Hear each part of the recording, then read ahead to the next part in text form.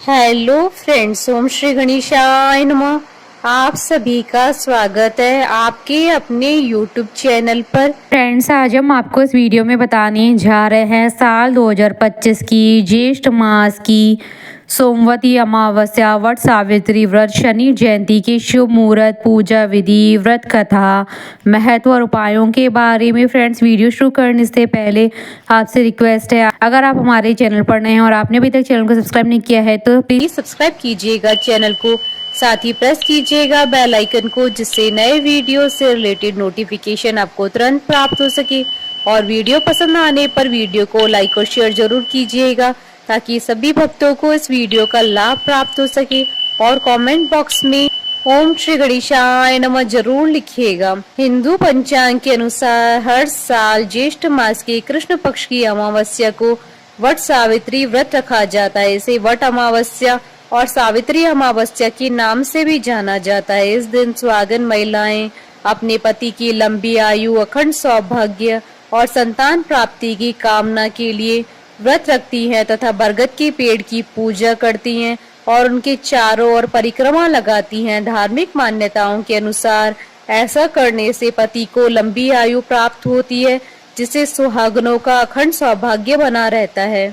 इस दिन सुहागन महिलाएं वट वृक्ष की पूजा करती हैं तथा बरगद के वृक्ष की 7, 11, 21, 51 या 101 आदि सामर्थ्य के अनुसार परिक्रमा करती है और 7 बार कच्चा सूत लपेटती हैं। पुराणों के अनुसार वट वृक्ष में ब्रह्मा, विष्णु और महेश तीनों का वास होता है। वट सावित्री व्रत में वट और सावित्री दोनों का एक खास महत्व माना गया है। पीपल की तरह ही वट या बरगद वृक्ष का भी विशेष महत्व होता है। ऐसी मान्यता है कि वट वृक्ष के नीचे बैठकर ही सावित्री ने अपने पति सत्यवान को दोबारा जीवित कर लिया था। दूसरी कथा के अनुसार मार्कंडेय ऋषि को भगवान शिव के वरदान से वट वृक्ष के पत्ते में पैर का अंगूठा चूसते हुए बाल मुकुंद के दर्शन हुए थे। तभी से वट वृक्ष की पूजा की जाती है। वट वृक्ष की पूजा से घर में सुख, शांति और धन लक्ष्मी का वास होता है। इस दिन महिलाएं सत्यवान और सावित्री और यमराज की पूजा करती हैं। व्रती महिलाओं को इस दिन सत्यवान और सावित्री की कथा को विशेष तौर पर सुनना चाहिए। साल 2025 में वट सावित्री व्रत 26 मई 2025 को है। दरअसल ज्येष्ठ अमावस्या का आरंभ 26 मई 2025 को दोपहर 12:12 से होगा और इसका समापन 27 मई 2025 को सूर्योदय के कुछ समय बाद ही हो जाएगा। शास्त्र सम्मत है कि जिस दिन दोपहर के समय में अमावस्या तिथि होती है उसी दिन वट सावित्री का व्रत किया जाना चाहिए। इस नियम के अनुसार वट सावित्री का व्रत 26 मई को किया जाएगा। इसी दिन पितरों के निमित्त श्राद्ध, तर्पण, ब्राह्मण भोजन भी किया जाएगा और शनि जयंती भी वट सावित्री के दिन 26 मई को ही मनाई जाएगी। 27 मई को सूर्योदय कालीन अमावस्या होने से इस दिन अमावस्या का स्नान दान किया जा सकेगा। इस दिन भौमवती अमावस्या रहेगी, लेकिन अब की बार 26 मई को सोमवार होने से ज्येष्ठ अमावस्या पर सौभाग्यदायक सोमवती अमावस्या का भी संयोग बन रहा है। ऐसे में सुहाग की लंबी उम्र की कामना से जो सुहागन महिलाएं वट सावित्री का व्रत रखेंगी उनको यमराज जी के साथ साथ शिव जी की कृपा का भी लाभ मिलेगा। इस पर उत्तम संयोग यह भी है कि इस दिन चंद्रमा अपनी राशि वृषभ में संचार करेंगे। वट सावित्री व्रत पर बना यह संयोग भी व्रतियों के लिए उत्तम फलदायी रहेगा। फ्रेंड्स, अब आइए जानते हैं साल 2025 की ज्येष्ठ अमावस्या, वट सावित्री व्रत, सोमवती अमावस्या और शनि जयंती के शुभ मुहूर्त के बारे में। हिंदू पंचांग के अनुसार साल 2025 में ज्येष्ठ अमावस्या 26 मई 2025 सोमवार के दिन है। ज्येष्ठ कृष्ण अमावस्या तिथि प्रारंभ होगी 26 मई 2025 को दोपहर 12:11 पर और ज्येष्ठ कृष्ण अमावस्या तिथि का समापन होगा 27 मई 2025 को सुबह 8:31 पर। वट सावित्री व्रत का पूजन का समय रहेगा, ब्रह्म मुहूर्त का शुभ मुहूर्त रहेगा सुबह 4:03 से सुबह 4:44 तक और प्रातः संध्या का मुहूर्त रहेगा सुबह 4:24 से सुबह 5:25 तक और अभिजीत मुहूर्त रहेगा सुबह 11:51 से दोपहर 12:46 तक और विजय मुहूर्त रहेगा दोपहर 2:36 से दोपहर 3:31 तक और गोधूली मुहूर्त रहेगा शाम 7:10 से शाम 7:31 तक। वट सावित्री व्रत पूजन शुभ चौगड़िया मुहूर्त।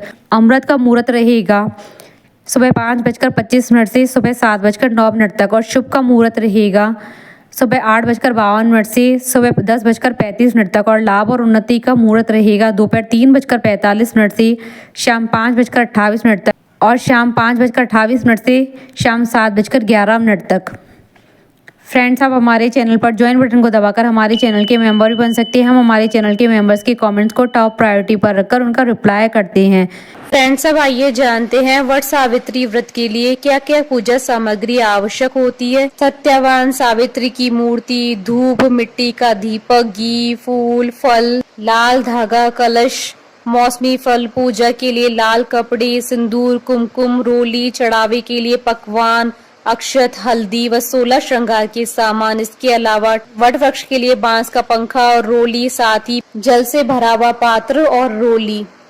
फ्रेंड्स, अब आइए जानते हैं वट सावित्री व्रत की पूजन विधि के बारे में। वट सावित्री व्रत के दिन महिलाएं ब्रह्म मुहूर्त में उठकर स्नान करके नए और स्वच्छ वस्त्र धारण करके 16 श्रृंगार करें। 16 श्रृंगार करने के बाद निर्जला व्रत का संकल्प करें। आप सभी पूजन सामग्रियों को इकट्ठा कर किसी बांस से बनी टोकरी या पीतल के पात्र में रख लें। फिर पहले घर में पूजा करें और सूर्य भगवान को जल चढ़ाएं। इसके बाद बांस की टोकरी में सप्त धान्य भरकर ब्रह्मा की मूर्ति की स्थापना करें। ब्रह्मा के वाम पार्श्व में सावित्री की मूर्ति भी स्थापित करें। इसी प्रकार दूसरी टोकरी में सत्यवान तथा सावित्री की मूर्तियों की स्थापना करें। इन टोकरियों को वट वृक्ष के नीचे ले जाकर रखें।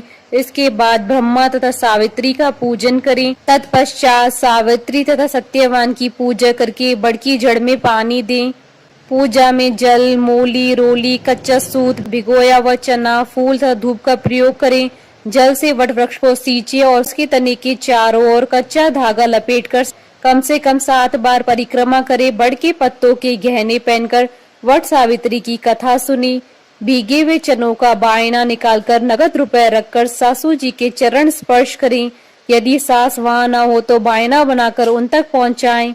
वट तथा सावित्री की पूजा के पश्चात प्रतिदिन पान, सिंदूर तथा कुमकुम से सौभाग्यवती स्त्री की पूजन का भी विधान है।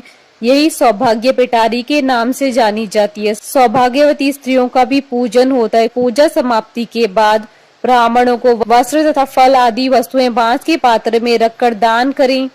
वट वृक्ष का पूजन समाप्त होने के बाद आप अपने घर आकर पति को बांस का पंखा झेलें और उन्हें पानी पिलाएं। पति को पानी पिलाने के बाद आप अगले दिन 11 चने और वट वृक्ष की लाल रंग की कली को पानी से निकलकर अपना व्रत संपन्न करें। फ्रेंड्स, अब आइए आरंभ करें वट सावित्री व्रत की पौराणिक कथा। भद्र देश के एक राजा थे जिनका नाम अशुपति था। भद्र देश के राजा अशुपति के कोई संतान न थी। उन्होंने संतान की प्राप्ति के लिए मंत्रोच्चारण के साथ प्रतिदिन 1 लाख आहुतियां दी। 18 वर्षों तक यह क्रम जारी रहा। इसके बाद सावित्री देवी ने प्रकट होकर वर दिया कि हे राजन, तुझे एक तेजस्वी कन्या पैदा होगी। सावित्री देवी की कृपा से जन्म लेने के कारण से ही कन्या का नाम सावित्री रखा गया। कन्या बड़ी होकर बेहद रूपवान हुई। योग्य वर न मिलने की वजह से सावित्री के पिता दुखी थे। उन्होंने कन्या को स्वयं वर तलाशने के लिए भेजा। सावित्री तपोवन में भटकने लगी। वहां साल्व देश के राजा धूम्रसेन रहते थे। क्योंकि उनका राज्य किसी ने छीन लिया था, उनके पुत्र सत्यवान को देखकर सावित्री ने पति के रूप में उसका वरण किया। ऋषि राज नारद को जब यह बात पता चली तो वह राजा अशुपति के पास पहुंचे और कहा कि हे राजन, यह क्या कर रहे हैं आप? सत्यवान गुणवान है, धर्मात्मा है और बलवान भी है, पर उसकी आयु बहुत छोटी है। वह अल्प आयु है। 1 वर्ष के बाद ही उसकी मृत्यु हो जाएगी। ऋषि राज नारद की बात सुनकर राजा अशुपति घोर चिंता में डूब गए। सावित्री ने उनसे कारण पूछा तो राजा ने कहा, पुत्री, तुमने जिस राजकुमार को अपने वर के रूप में चुना है वह अल्प आयु है। तुम्हें किसी और को अपना जीवन साथी बनाना चाहिए। इस पर सावित्री ने कहा, पिताजी, आर्य कन्याएं अपनी पति का एक बार ही वरण करती है। राजा एक बार ही आज्ञा देता है और पंडित भी एक ही बार प्रतिज्ञा करते हैं और कन्यादान भी एक ही बार किया जाता है। सावित्री हट करने लगी और बोली, मैं सत्यवान से ही विवाह करूंगी। राजा अशुपति ने सावित्री का विवाह सत्यवान से कर दिया। सावित्री अपने ससुराल पहुंचते ही सास ससुर की सेवा करने लगी। समय बीतता चला गया। नारद मुनि ने सावित्री को पहले से ही सत्यवान की मृत्यु के दिन के बारे में बता दिया था। वह दिन जैसे जैसे करीब आने लगा, सावित्री अधीर होने लगी। उन्होंने 3 दिन पहले से ही उपवास शुरू कर दिया। नारद मुनि द्वारा कथित निश्चित तिथि पर पितरों का पूजन किया। हर दिन की तरह सत्यवान उस दिन भी लकड़ी काटने जंगल चले गए। साथ में सावित्री भी गई। जंगल में पहुंचकर सत्यवान लकड़ी काटने के लिए एक पेड़ पर चढ़ गए। तभी उसके सिर में तेज दर्द होने लगा। दर्द से व्याकुल सत्यवान पेड़ से नीचे उतर गए। सावित्री अपना भविष्य समझ गई। सत्यवान के सिर को गोद में रखकर सावित्री सत्यवान का सिर सहलाने लगी। तभी वहां यमराज आते दिखे। यमराज अपने साथ सत्यवान को ले जाने लगे। सावित्री भी उनके पीछे पीछे चल पड़ी। यमराज ने सावित्री को समझाने की कोशिश की कि यही विधि का विधान है, लेकिन सावित्री नहीं मानी। सावित्री की निष्ठा और पति परायणता को देखकर यमराज ने सावित्री से कहा, हे देवी, तुम धन्य हो, तुम मुझसे कोई भी वरदान मांगो।